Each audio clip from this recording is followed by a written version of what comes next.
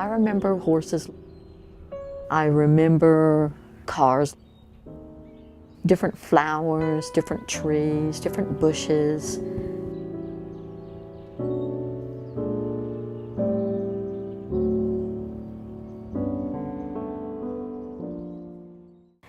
I was actually born severely nearsighted, and I inherited a disease from my father's side of the family.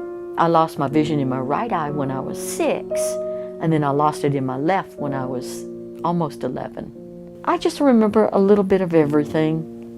I tend to exercise the colors in my mind. I have a picture in my mind of a big ball that's real tight together, and then all of a sudden it explodes out into every direction. And as it explodes out, it's little pinpoints of color. There's every color you can think of in those little pinpoints. And the background is black. It's a black background with all those little pinpoints of color, just little tiny, tiny dots.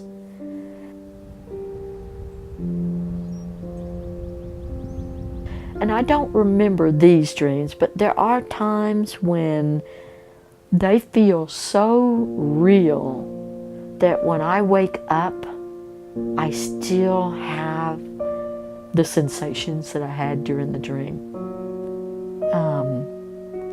And there have been times when that sensation has stayed with me for a few minutes instead of evaporating like dreams usually do. The sensations are still there to the point where I can still hear what I've heard in my dreams, and I can still feel or smell what I've done in my dreams. First going blind, it was interesting. It was lonely, very, very lonely, because the other kids didn't want anything to do with me. My siblings rejected me because they couldn't understand. They would tend to beat me up. They would tend to torment me in different ways, you know, like teasing me with names or causing me to trip or letting me fall in the grease pit out in the backyard, run me into trees, run my bicycle into trees, you know, just different things like that. Kids are malicious. Riding down the road, and my husband tells me about an accident that we're passing, and he can see the bodies out on the ground. I'm glad I can't see that.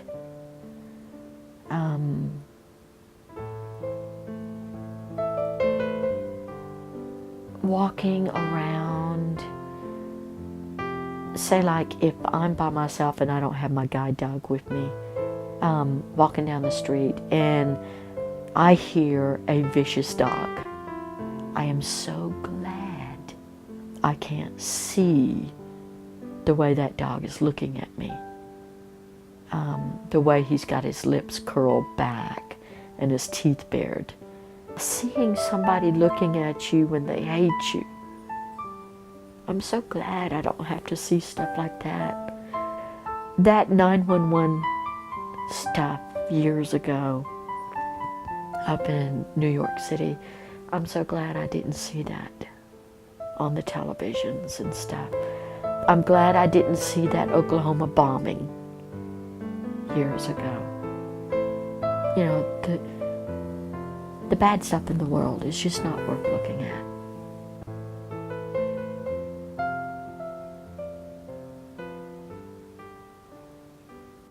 Being able to help people every day. It feels good to know that I can go to work and help a lot of people. Even though they don't know me, it still makes me feel good.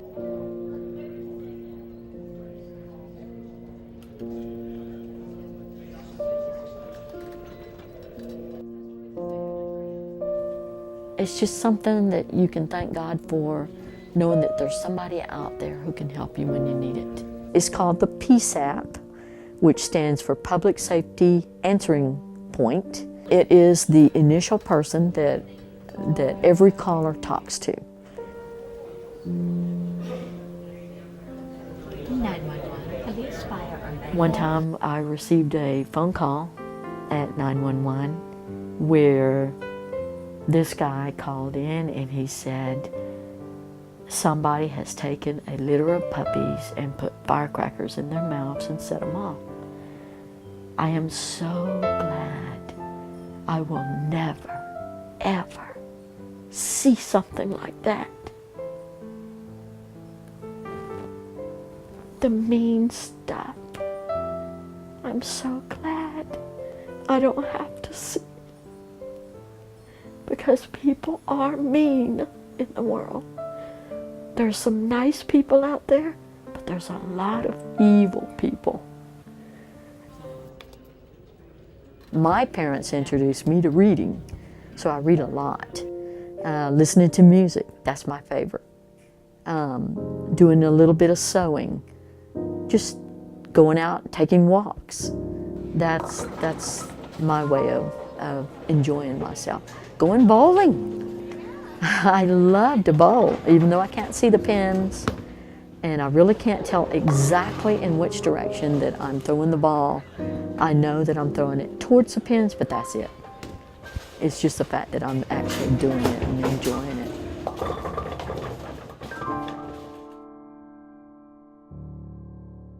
I remember what horses look like, different flowers, different trees, different bushes. I vaguely remember a picture of my mother when she was 15 years old. I can't remember what she looked like at the time that I lost my vision, though.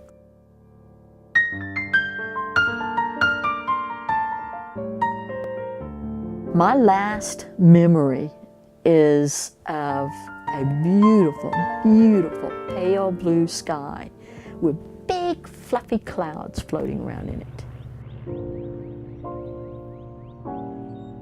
When I was in the hospital, losing the rest of my sight, I peeled the patch back off of my eye just so I could look out the window.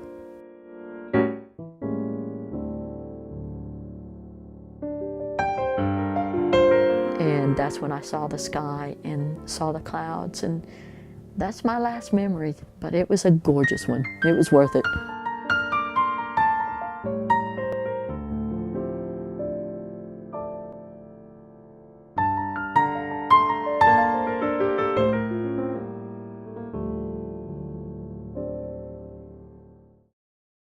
For other teenagers doing a documentary, I'd advise them to kind of go into an interview really open-minded and not think your interview is going to go a certain way, because if you do that, you're just going to push it towards the way you want and you're not going to get the best stuff.